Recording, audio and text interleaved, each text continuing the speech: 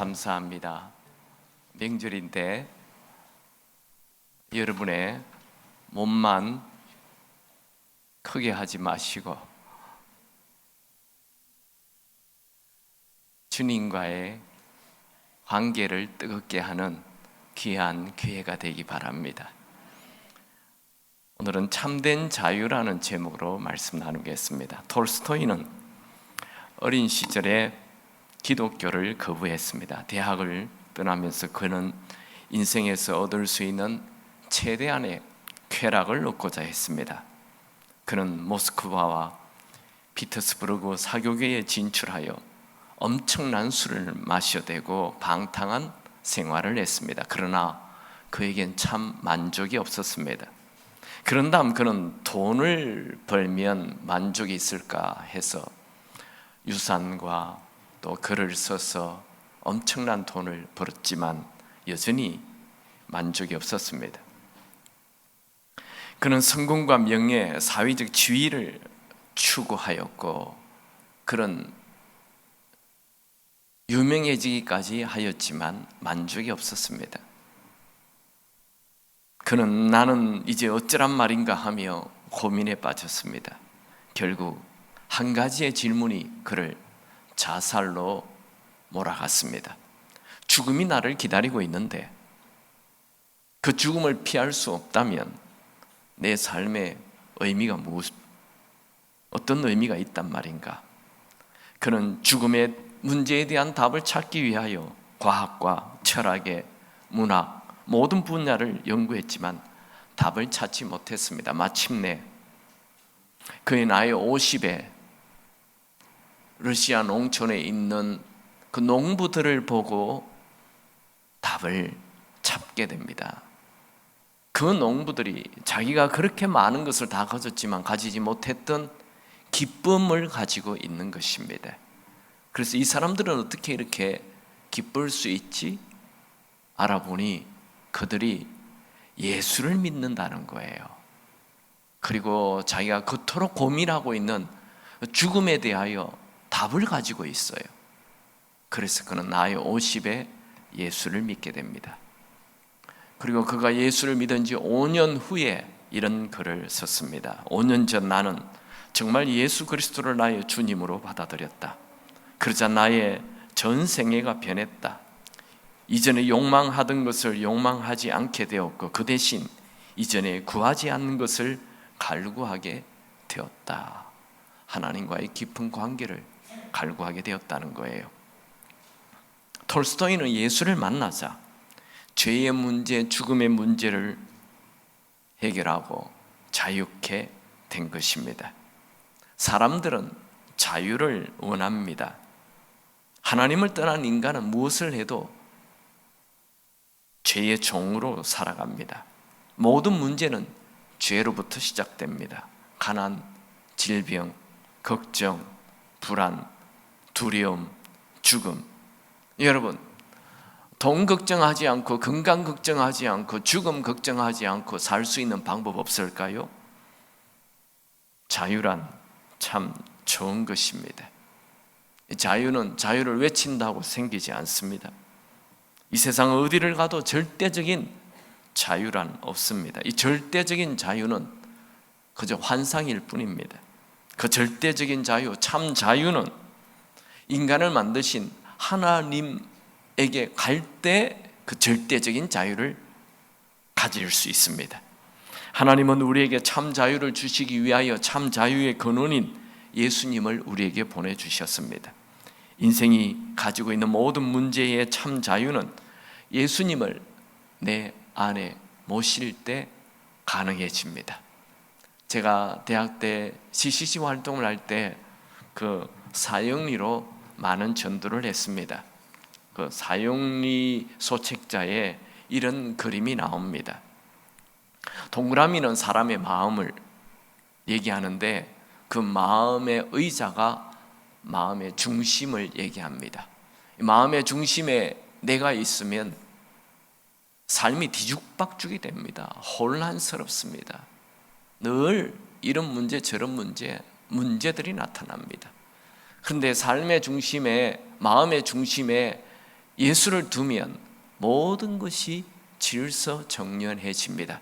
이 두 그림을 보여주면서 불신자에게 당신은 이 두 그림 중 어느 그림을 원하느냐? 그러면 불신자들이 대부분 오른쪽 질서정연한 이런 삶을 원합니다. 그러면 그분과 예수를 영접하라 얘기해서 예수님을 영접하도록 영접 기도를 합니다.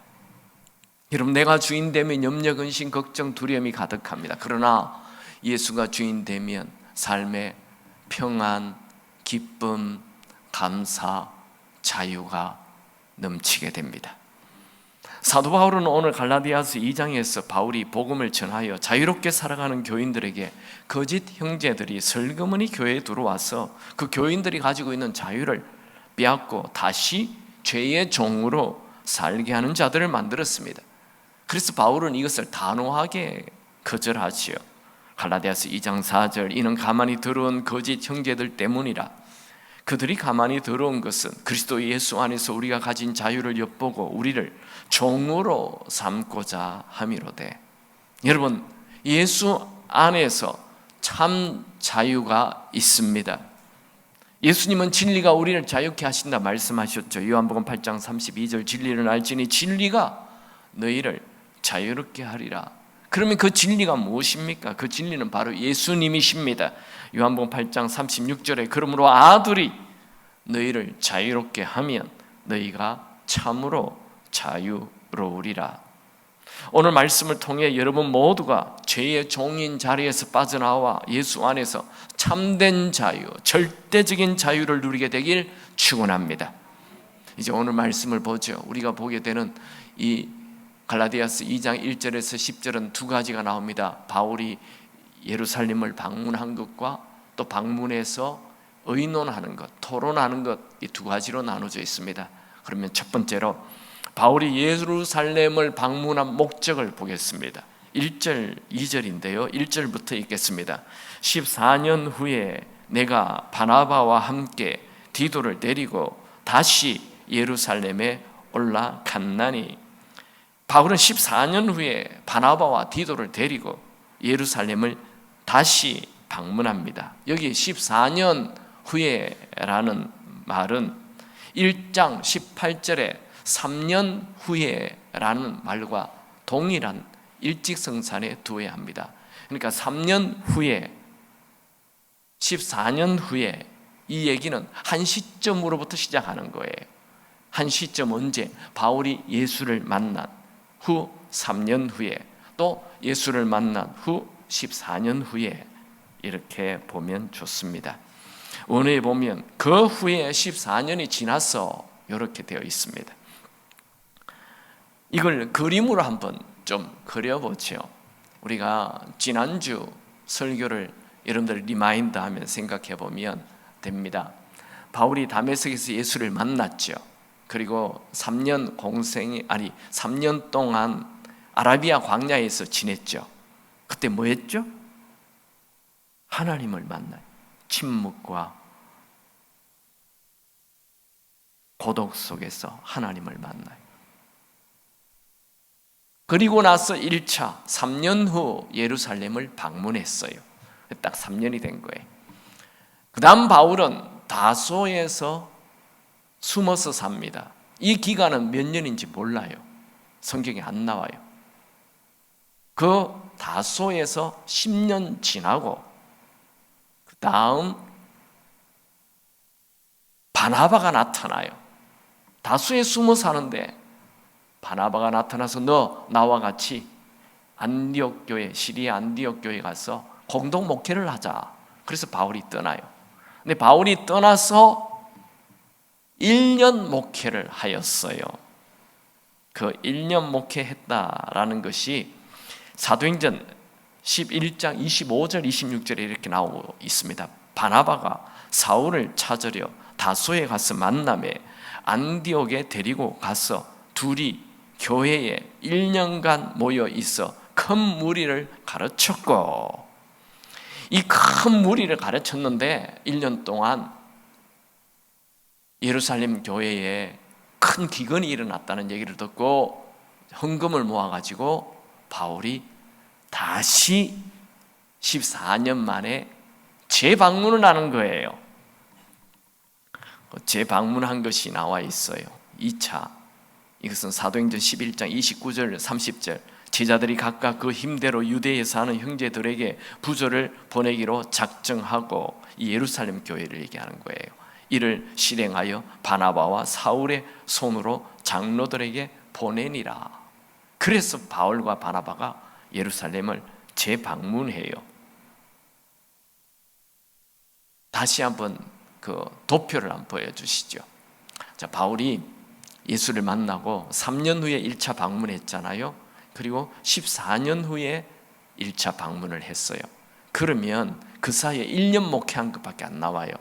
그래서 다소에서 10년 있었다라는 결론을 가지게 되는 것입니다. 바울이 사도행전에는 이 재방문할 때 왜 방문했느냐 하면 이 예루살렘 교회가 너무 먹고 살기 어려워서 큰 기근이 있어서 이 시리아 안디옥 교회가 헌금을 모아가지고 갖다 주러 갔다, 그렇게 사도행전은 되어 있는데 오늘 갈라디아서에는 또 다른 목적이 있는 것입니다. 왜 갔습니까? 갈라디아서 2장 2절 다 같이 읽죠. 계시를 따라 올라가 내가 이방 가운데서 전파하는 복음을 그들에게 제시하되 유력한 자들에게 사사로이 한 것은 내가 다름질하는 것이나 다름질한 것이 헛되지 않게 하려 함이라. 바울이 예루살렘을 다시 방문하게 된 것은 계시를 따라, 이게 계시는 하나님의 뜻을 따라, 하나님의 인도하심을 따라 다시 예루살렘을 재방문했다는 거예요. 그들이 사도행전의 기록대로 모은 헌금을 그들에게 예루살렘 교회에 전해주고, 그 다음 이게 이 갈라디아서 2장에서는 할례 문제를 의논하게 됩니다. 복음에 대하여 얘기하게 됩니다. 그 얘기를 할 때 사사로이 했다 이렇게 나와 있죠. 사사로이라는 것은 나쁜 뜻으로 기록된 것이 아니고 개인적으로 그 유력한 베드로, 야고보, 요한을 만나서 개인적으로 이 얘기를 의논했다는 거예요. 이걸 공개적으로 하면 이 예루살렘 교회는 지금 전부 다 유대인들이에요. 대부분 할례를 받은 자들이에요. 그래서 그 중에 누가 일어나서 할례 받지 아니하면 교인이 될 수 없다, 이렇게 되면 큰 문제가 일어나기 때문에 사사로이 좀 조용하게 개인적으로 이 얘기를 나눴다. 그럼 바울이 뭘 얘기했습니까? 바울이 지금 전도하고 있는 복음에 대하여, 내가 전하는 복음은 이런 복음이다, 복음에 대하여 얘기하는 거예요. 바울은 어떤 복음을 얘기했습니까? 갈라디아서 1장 2장에서 얘기하고 있는 이 복음은 이미 1장에서 1장 1절과 1장 5절에서 4절에서 복음을 잠깐 소개했죠. 1장 1절에 보면 사람에게 난 것도 아니요 사람으로 말미암은 것도 아니요 오직 예수 그리스도와 그를 죽은 자 가운데서 살리신 하나님, 이게 복음이에요. 또 4절, 그리스도께서 하나님 우리 아버지의 뜻을 따라 이 악한 세대에서 우리를 건지시려고 우리 죄를 대속하기 위하여 자기 몸을 주셨으니, 이게 복음인 거예요. 그러니까 복음이라는 것은 예수님이 부활하신 것이 복음이고, 그 예수님이 내 죄를 대신해서 죽으셨다, 그것이 복음인 것입니다. 아멘입니까? 예루살렘에 있는 초대 교인들은 대부분 유대교에서 기독교로 개종한 자들이기 때문에 그들은 다 할례를 받았어요. 그래서 이 예수를 믿음으로 구원을 얻는다, 이 얘기가 자칫 시비거리가 될 수 있기 때문에, 그러면 바울이 지금까지 다름질하였던 그 열심히 복음을 전했던 그 모든 노력이 헛사로 돌아갈 수가 있기 때문에 사사로이 개인적으로 방문을 그들과 의논을 했다 얘기합니다. 이제 좀 더 구체적으로 바울이 예루살렘을 방문한 목적을 말합니다. 3절, 4절, 5절 같이 읽습니다. 그러나 나와 함께 있는 헬라인 디도까지도 억지로 할례를 받게 하지 아니하였으니 이는 가만히 들어온 거짓 형제들 때문이라. 그들이 가만히 들은 것은 그리스도 예수 안에서 우리가 가진 자유를 엿보고 우리를 종으로 삼고자 함이로되 그들에게 우리가 한시도 복종하지 아니하였으니 이는 복음의 진리가 항상 너희 가운데 있게 하려 함이라.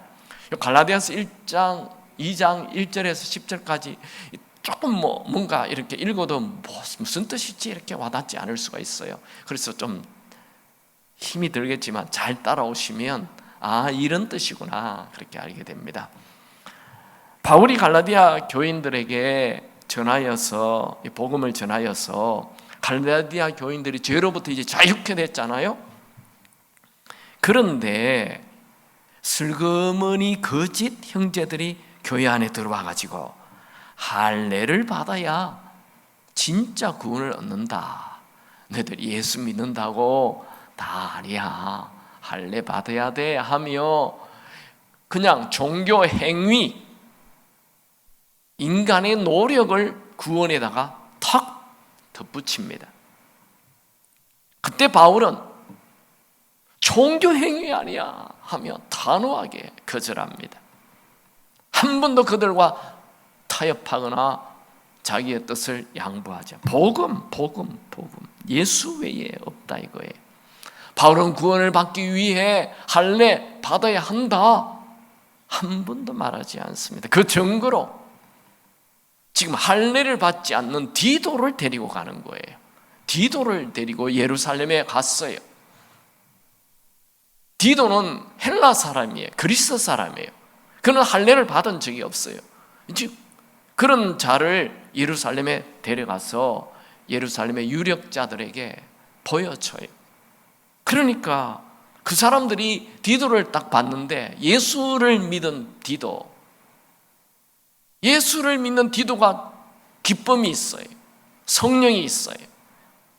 아무런 기독교인으로 부족한 것이 없어요. 그래서 그들은 디도의 구원받은 것을 인정해요. 그리고 디도 너 진짜 구원받으려면 할례 받아야 돼. 그렇게 하지 않았다는 거예요. 사도행전 15장에 보면 이 할례 문제에 대하여 큰 이렇게 논쟁, 악유가 일어나요. 그 큰 논쟁의 결론을 베드로가 결론을 내립니다. 그 결론의 말씀 사도행전 15장 11절 우리 한번 같이 읽겠습니다. 그러나 우리는 그들이 우리와 동일하게 주 예수의 은혜로 구원받는 줄을 믿노라 하니라. 이게 사도행전 15장의 할례 문제 논쟁에 대한 결론이에요. 구원은 주 예수의 은혜로 구원받는 줄 믿노라. 아멘입니까? 주인 예수로, 주인 예수가 주시는 은혜로 우리는 구원받습니다. 다시 한번 강조합니다. 구원은 오로지 예수를 주인으로, 예수를 구세주로 이 두 가지 동시에 믿을 때 구원받습니다. 이제 이 갈라디아서 2장의 두 번째 부분 1절에서 5절까지는 바울이 예루살렘을 방문한 목적을 기록했고, 이제 6절에서 10절까지는 이 바울과 논쟁을 한 그 사도들의 반응을 보겠습니다. 이 사도들은, 예루살렘에 있는 사도들은 바울이 전하고 있는 복음에 대하여 그 어떤 것도 덧붙이거나 빼지 않았습니다. 수정하지 않습니다. 6절에서 9절 다 같이 읽습니다. 유력하다는 이들 중에 본래 어떤 이든지 내게 상관이 없으며 하나님은 사람의 외모로 취하지 아니하시니 저 유력한 이들은 내게 의무를 더하여 준 것이 없고 도리어 그들은 내가 무할례자에게 복음 전함을 맡은 것이 베드로가 할례자에게 맡음과 같은 것을 보았고 베드로에게 역사하사 그를 할례자의 사도로 삼으신 이가 또한 내게 역사하사 나를 이방인의 사도로 삼으셨느니라. 또 기둥같이 여기는 야고보와 게바와 요한도 내게 주신 은혜를 알므로 나와 바나바에게 친교의 약수를 하였으니 이는 이방인에게로 그들을 할례자에게로 가게 하려 함이라.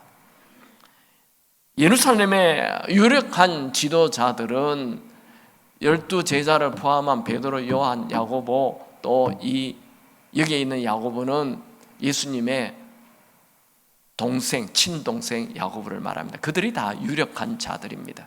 그렇게 뭉뚱그려 이 중에 가장 중요한 사람은 야고보입니다. 기둥 같은 야고보.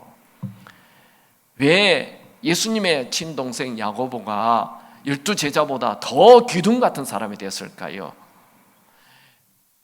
예수님의 12제자는 예수님과 3년 같이 살았어요. 그런데 예수님의 친동생 야고보는 30년 같이 살았어요. 그래서 이 야고보가 사도행전 2장에 성령 받고 나니 예수님에 대한 게 다 이해가 된 거예요. 그래서 가장 중요한 기둥이 됩니다. 이 유력한 자들, 특별히 베드로와 요한과 예수님의 친동생 야고보는 바울에게 베푸신 하나님의 은혜를 금방 알았습니다. 무엇보다도 베드로는 바울의 변화에 대하여 잘 알고 있어요. 베드로는 예루살렘 초대교회 7집사 중에 스데반 집사가 돌에 맞아 죽을 때 그 돌로 쳐 죽인 주동자가 바로 악한 사울이라는 걸 다 알아요. 한 동네에서 일어난 예루살렘에서. 그리고 이 초대교회를 그렇게 완전히 진멸하려고 돌아다니는 이 사울이 다메섹에서 180도로 변했다는 것도 알았어요. 모든 이 바리새인의 자랑과 자기의 모든 성공의 위치 다 버리고 오로지 예수가 하나님의 아들이시다, 예수는 부활하셨다, 예수가 구세주다라고 외치는 자가 되었다라는 소문도 들었어요. 그리고 베드로는 이 바울이 부활하신 예수님을 만난 뒤 3년 동안 아라비아 광야 생활한 뒤에 예루살렘 처음 만나게 되죠. 그때 하나님께서 이 사도 바울을 쓰시는구나, 사도로 쓰시는구나, 그걸 또 알았어요. 그 바울이 다소에서 10년 조용히 지내다가 바나바와 함께 안디옥 교회를 든든히 세우고 있다라는 소문도 들었어요. 그리고 베드로가 이제 두 번째 바울을 만나는데 이 바울을 하나님이 이방인의 사도로 쓰신다라는 것을 알고 또 인정하게 됩니다. 두 번째 만남이에요. 그래서 베드로는 사도 바울을 세워줘요. 베드로가 수제자인데, 예수님의 수제자인데 이 두 번 만나는 3년 전에, 예수를 믿고 3년 또 14년 만에 이렇게 만나는 두 번 만난 사도 바울을 보고 당신은 하나님이 세우신 사도입니다 인정하게 되는 것은 그냥 잠깐 만남이 아니라 이 사도 바울의 완전한 변화, 그걸 알았던 거예요. 그리고 베드로도 기도하는 사람이고 성령의 사람이고 사도 바울도 기도하는 사람이고 성령의 사람이에요. 서로 탁 알게 되었던 거예요. 그들은 서로 사역의 대상이 다르다고 말을 합니다. 베드로, 당신은 이 유대 땅에 있는, 예루살렘에 있는 유대인들을 위한 사도로 하나님께 쓰임받고, 나는 저 이방인들을 위한 사도로 쓰임받는 거다. 서로 사명이 다르다라는 걸 확인해요. 그리고 이 복음에 대한 의견을 나눈 후에 예루살렘 지도자들이 바울과 바나바 이건 악수했다 되어 있는데, 이건 서로 친하게 되었다 이 말이죠. 이렇게 유대인들을 만나면 포옹을 잘해요. 허깅도 하고 등도 두드려주고 쫙 격려해주고, 그리고 헤어져요. 헤어질 때 잠깐 당신이 이곳에 올 때 우리에게 이 헌금을 가져왔는데 너무 고맙다. 그리고 이 일을 계속하십시오. 이 말 한마디 하고 헤어지는 거예요. 10절 보겠습니다. 다만 우리에게 가난한 자들을 기억하도록 부탁하였으니 이것은 나도 본래부터 힘써 행하여 왔노라. 바울은 언제나 긍휼의 마음이 있어서, 우리 예수 믿는 사람은 긍휼의 마음을 가져야 합니다. 이번 명절 때 여러분 긍휼한 마음으로 여러분 주변 사람들을 돕는 자 되시기 바랍니다. 어떤 분들은 명절 때 많이 싸우고 돌아오더라고요. 네, 부부끼리도 싸우지 마시고 일단 긍휼히 여기십시오. 남편도 긍휼히, 표현이 좋아서 긍휼이지 불쌍히 여기라는 거예요. 남편 좀 불쌍히 여겨주시고, 또 일 많이 하는 아내도 좀 불쌍히 여겨주시고, 또 그 말 안 듣는 아들, 그 아들도 좀 불쌍히 여겨주시고, 하여튼 마음에 안 드는 그 형제도 좀 불쌍히 여겨주시고, 그 조카들도 용돈 팍팍 주시고 그렇게 오시기 바랍니다. 아멘. 네. 저는 오늘 이 바울이 다메섹에서 부활하신 예수님을 만나고 이 14년 후 다시 예루살렘을 방문한 이 사건을 통해 한 가지 메시지를 나누고 싶습니다. 그것은 그리스도 예수 안에 참 자유 있다는 것입니다. 다시 2장 4절 우리 읽읍시다. 여러분의 성경책으로 한번 읽어보시고 또 여러분의 성경에 줄도 치시면 좋겠어요. 같이 읽습니다. 이는 가만히 들어온 거짓 형제들 때문이라. 그들이 가만히 들어온 것은 그리스도 예수 안에서 우리가 가진 자유를 엿보고 우리를 종으로 삼고자 함이로되. 여기에 그리스도 예수 안에서 우리가 가진 자유, 여기다가 줄을 치세요. 밑줄자. 다시 그리스도 예수 안에서 우리가 가진 자유, 여기 줄을 치시기 바랍니다. 여러분, 그리스도 예수 안에서 여러분에게 자유 있습니까? 아멘. 그리스도 예수 안에 있는 우리는 자유가 있습니다. 인생의 가장 큰 문제는 죄의 문제죠.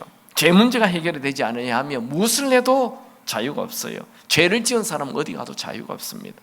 그냥 모든 것이 바스락거린다, 그렇게 얘기하죠. 도둑은 모든 것이 바스락거린다. 죄를 지은 사람은 양심의 찔림을 받아서 잠도 편하게 자지 못해요.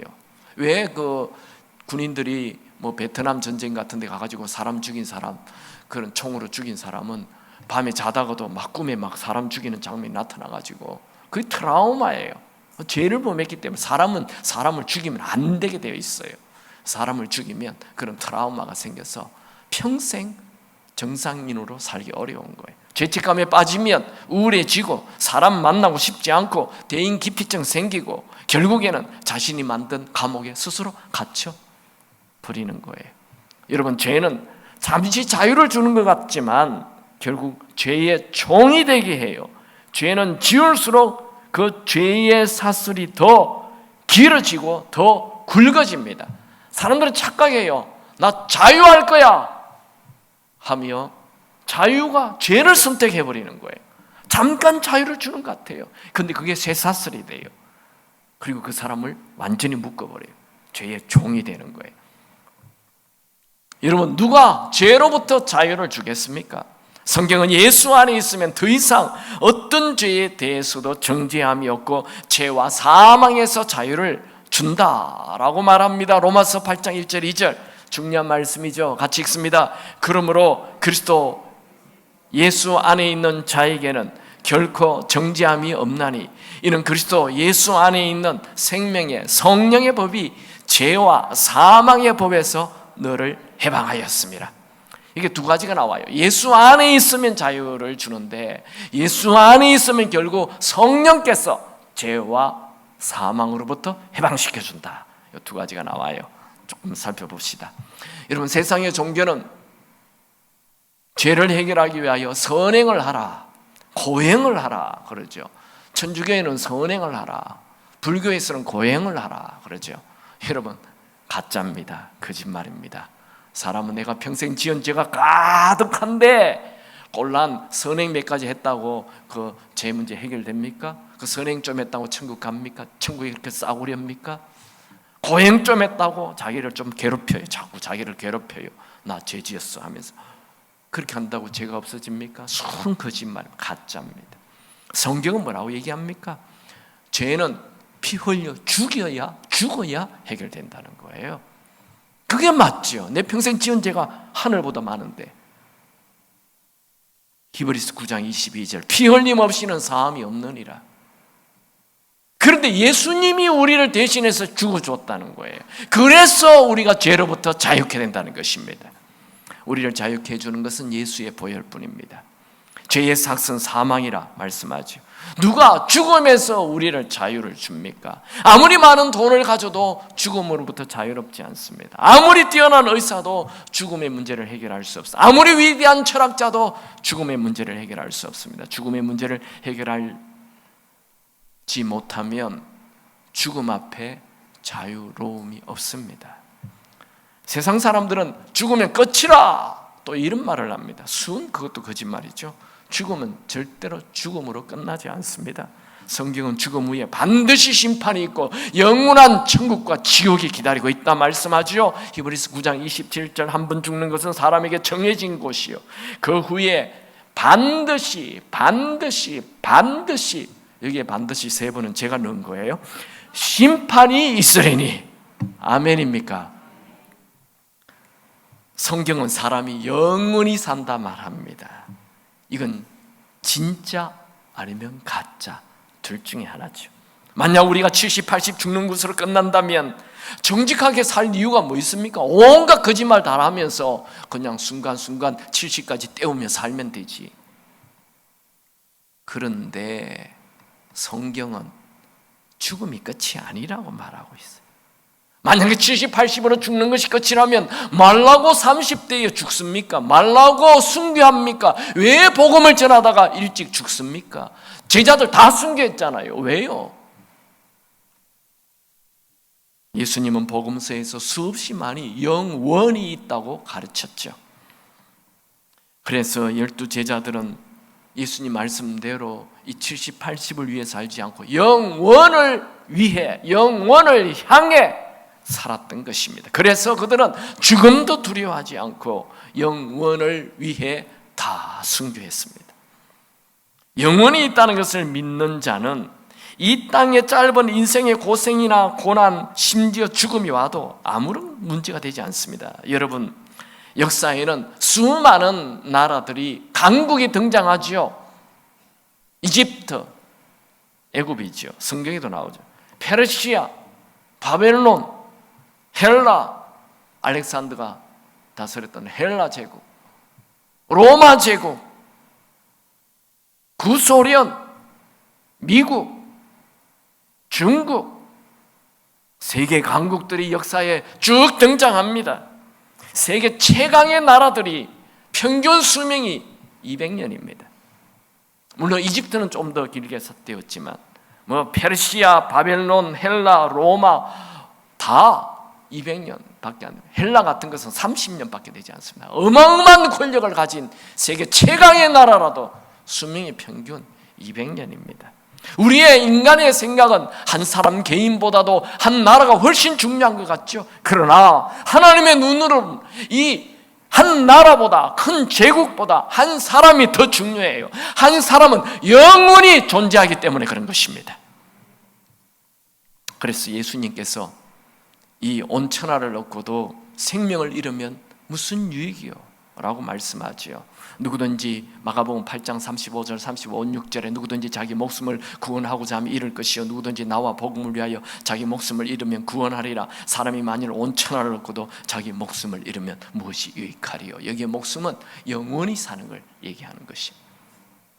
이와 비슷하게 사도 바울도 보이는 세계는 잠깐이요 보이지 않는 세계가 영원하다 말합니다. 고린도후서 4장 18절 우리가 주목하는 것은 보이는 것이 아니요 보이지 않는 것이니 보이는 것은 잠깐이요 보이지 않는 것은 영원함이라. 아멘. 여러분 우리에게 눈, 코, 귀, 입이 그렇게 중요한 게 아니에요. 계속 이것만 뜯어 고치려 하지 마시고 여러분, 영원한 곳에 투자를 하시기 바랍니다. 영원한 곳에, 영원한 곳, 영원히 있다니까요. 우리는 죽음으로 끝이 아닌 천국과 지옥이라는 곳, 영원을 향해 살아야 합니다. 여러분은 죽음 이후 천국 갈 준비가 되어 있습니까? 그렇다면 죽음 앞에서도 노래를 부를 수 있습니다. 이 불신자들이 제일 이해하지 못하는 게 장례식에서 우리 예수 믿는 사람이 노래를 부른 거래요. 그들은 이해를 못해요. 할 수가 없죠. 울어야 되는데 노래를 부르니까 우리는 죽어도 천국이기 때문에 노래를 부르는 것입니다. 앞에 서두에 소개한 톨스토이처럼 죽음의 문제를 해결하지 아니하면 인생은 뭘 해도 자유가 없습니다. 여러분, 어떻게 하면 사람이 죽음이 와도 두렵지 않는 자유한 자가 됩니까? 다시 로마서 8장 1절 2절, 그러므로 이제 그리스도 예수 안에 있는 자에게는 결코 정죄함이 없나니 그리스도 예수 안에 있는 생명의 성령의 법이 죄와 사망의 법에서 너를 해방하였음이라. 오로지 예수 안에 있는 자는 죄와 사망으로부터, 죽음으로부터 자유케 됩니다. 예수 안에 있다라는 말은 예수를 구세주로, 주인으로 모셨다라는 말이지요. 예수님은 나에게 닥친 비극보다 크신 분이십니다. 예수님은 내가 감당하지 못할 상황보다 크신 분이십니다. 예수님은 내가 받은 상처보다 크신 분이십니다. 예수님은 내 모든 문제를 다 해결하시고 자유를 주시는 분이십니다. 여러분, 어떤 문제를 만났다 하더라도 절망하지 마십시오. 예수님께서 해결하시지 못할 문제란 없습니다. 허드슨 테일러가 중국 닝뽀라는 마을에 들어가서 그 마을 촌장에게 복음을 전했습니다. 그 촌장은 허드슨 테일러가 전해주는 복음을 듣고 예수를 영접하고 눈물을 흘리며 이렇게 말했습니다. 이렇게 좋은 소식을 왜 이제야 들고 왔습니까? 나는 오늘 예수가 내 죄를 대신해서 죽으셨다는 말씀을 듣고 평생 죄 문제로 죽을 자신이 없었는데 이제 자유함을 얻었습니다. 예수가 내 안에 들어오면 성령께서 참 자유를 주십니다. 여러분, 하나님의 아들 예수님을 영접했습니까? 그렇다면 이제는 하나님의 아들과 딸로 사시기 바랍니다. 사탄은 끝없이 우리를 종으로 살게 만듭니다. 사탄은 우리가 교회를 다녀도 하나님의 자녀가 아니라 종이 되게 합니다. 사탄은 심지어 예수를 믿는다는 우리에게도 하나님의 자녀라는 것을 잊어버리게 합니다. 이 복음의 능력을 잊어버리게 하고 자꾸만 어떤 의식을 그 눈에 보이는 것을 행하게 하는 것이 이 갈라디아 교회에 나타난 교회에 슬그머니 들어온 자들의 한 짓입니다. 여러분, 예수를 믿는 사람은 종이 아니라 하나님의 아들과 딸입니다. 종과 아들은 한 집에 살아도 완전히 달라요. 바울이 살던 시대는, 그 로마 시대는 종이 로마 시민보다 훨씬 더 많았다고 하죠. 종과 주인의 아들은 똑같이 한 집에 사는데 완전히 다른 인생을 삽니다. 종은 하루 종일 주인의 눈치를 보며 자신의 행동으로 자기의 가치를 인정받습니다. 그러나 아들은 자신의 행동이 아닌 신분으로 자신의 가치를 인정받습니다. 우리 현대인들도 그렇잖아요. 자기의 능력, 자기의 성공, 자기 가방끈, 돈, 눈에 보이는 이것으로 자기의 가치를 자꾸 인정하죠. 그게 종이라니까요. 종은 무슨 일을 해도 불안하고 두려움이 앞섭니다. 그러나 아들은 부모의 사랑 속에 살기 때문에 집안에 있는 동안 늘 평안하고 그냥 쉼을 누려요. 종은 하루 종일 일을 하고 일을 끝냈을 때 자기가 행한 일로 내일이 보장됩니다. 그러나 아들은 하루 일과를 무슨 일을 했든 상관없이 그냥 내일이 보장되어 있습니다. 종은 일을 잘못하면 곧바로 해고됩니다. 그러나 아들은 가족의 일부로 주인에게 아주 소중한 존재로 일과 상관없이 주인의 사랑을 받는 것입니다. 여러분, 인생을 종으로 살지 마시고 하나님의 아들과 딸의 신분, 그 아들과 딸의 기쁨으로 자유를 누리며 사시기 바랍니다. 여러분, 예수님을 구세주로 주인으로 모셨습니까? 그렇다면 하나님의 자녀 맞습니다. 여러분들이 예수를 믿으면 예수를 믿는 순간 예수의 영, 성령께서 여러분을 인도하며 여러분에게 자유를 해방을 주십니다. 예수를 주인으로 모시면 삼위일체 하나님 성부, 성자, 성령이 내 안에 들어와 계십니다. 그래서 예수를 주인으로 모시는 순간 성령께서 우리를 인도해 주시는 것입니다. 이것은 저의 말이 아니고 성경이 그렇게 말하고 있어요. 제가 이 갈라디아서를 굉장히 좋아하게 되었다 했죠. 갈라디아서 4장 1절에서 4절에서 7절 우리 말씀, 예수를 믿으면 내 안에 성령이 계신다라는 거 여러분 머리에 이제 확실하게 말씀으로 확실하게 확신을 가지기 바랍니다. 4절 7절 같이 읽습니다. 때가 참에 하나님이 그 아들을 보내사 여자에게서 나게 하시고 율법 아래 나게 하신 것은 율법 아래 있는 자들을 속량하시고 우리로 아들의 명분을 얻게 하려 하심이라. 너희가 아들이므로 하나님이 그 아들의 영을 우리 마음 가운데 보내사 아빠 아버지라 부르게 하셨느니라. 그러므로 네가 이후로는 종이 아니요 아들이니 아들이면 하나님으로 말미암아 유업을 받을 자니라. 아멘. 뭐라고요? 하나님의 아들은 제가 주인이랬죠. 예수를 주인으로 모시면 성령이 우리를 하나님을 아빠, 아버지라 부를 수 있게 된다는 것입니다. 복창합시다. 나는 제가 하나님의 아들이라 하면 우리 자매님도 하나님의 딸이라 알아서 하시기 바랍니다. 자, 같이 복창. 나는 하나님의 아들이다. 나는 하나님의 아들처럼 느끼고 하나님의 아들로 살겠습니다. 아멘입니까? 그러면 예수를 하나님의 아들로 모시면 성령이 우리 안에 들어오십니다. 여러분 안에 성령님이 계십니다. 아멘입니까? 성령이 내 안에 계시면 성령께서 모든 일에 인도하십니다. 고린도후서 3장 17절 주는 영이시니 주의 영이 계시는 곳에는 자유가 있느니라. 주의 영이 있는 곳에 자유가 임합니다. 죄로부터 자유케 됩니다. 분노로부터 자유케 됩니다. 중독으로부터 자유케 됩니다. 아멘이 없어서 다시 합니다. 죄로부터 자유케 됩니다. 분노로부터 자유케 됩니다. 중독으로부터 자유케 됩니다. 가난으로부터 자유케 됩니다. 가난으로부터 자유케 된다는데 좀 크게 해야 돼. 가난으로부터 자유케 됩니다. 알코올 중독으로부터 자유케 됩니다. 음란 중독으로부터 자유케 됩니다. 마약 중독으로부터 자유케 됩니다. 게임 중독으로부터 자유케 됩니다. 성공 중독으로부터 자유케 됩니다. 권력 중독으로부터 자유케 됩니다. 폭력 중독으로부터 자유케 됩니다. 모든 중독으로부터 자유케 되길 축원합니다. 이사야 선지자는 성령이 임하면 포로된 자가 자유케 된다 말씀하였죠. 이사야 61장 1절 주 여호와 영이 내게 내리셨으니 이는 여호와께서 내게 기름을 부으사 가난한 자에게 아름다운 소식을 전하게 하려 함이라. 나를 보내사 마음이 상한 자를 고치며 포로된 자에게 자유를, 갇힌 자에게 노임을 선포하며. 오늘 마음이 상한 자가 자유케 되고 포로된 자가 자유케 되기 바랍니다. 저는 오늘 여러분에게 있는 모든 고통으로부터 자유케 되길 축원합니다. 모든 염려, 근심, 걱정으로부터 자유케 되길 축원합니다. 여러분 한 번밖에 살지 않는 인생 종으로 짓눌려 살지 말고 눈치 보며 살지 마시고 하나님의 아들과 딸로 자유를 누리며 사십시오.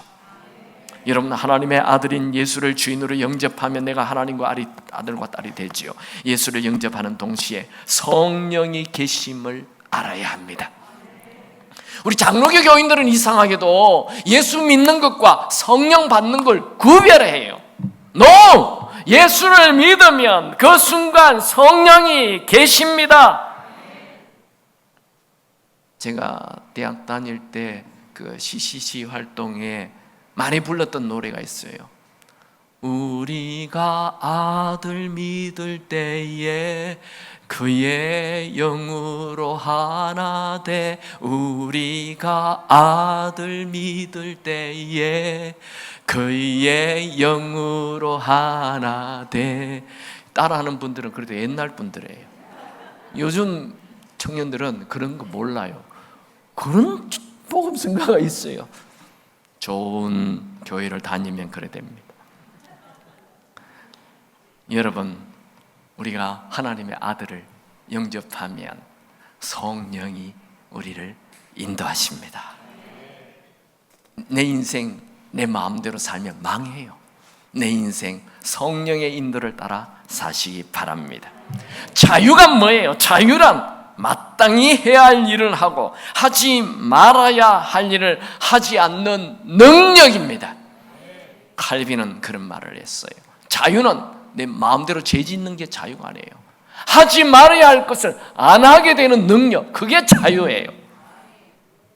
자유에 대해서 오해하면 안 됩니다. 자유는 내 마음대로 사는 게 아니라 자유는 말씀대로 사는 게 자유입니다.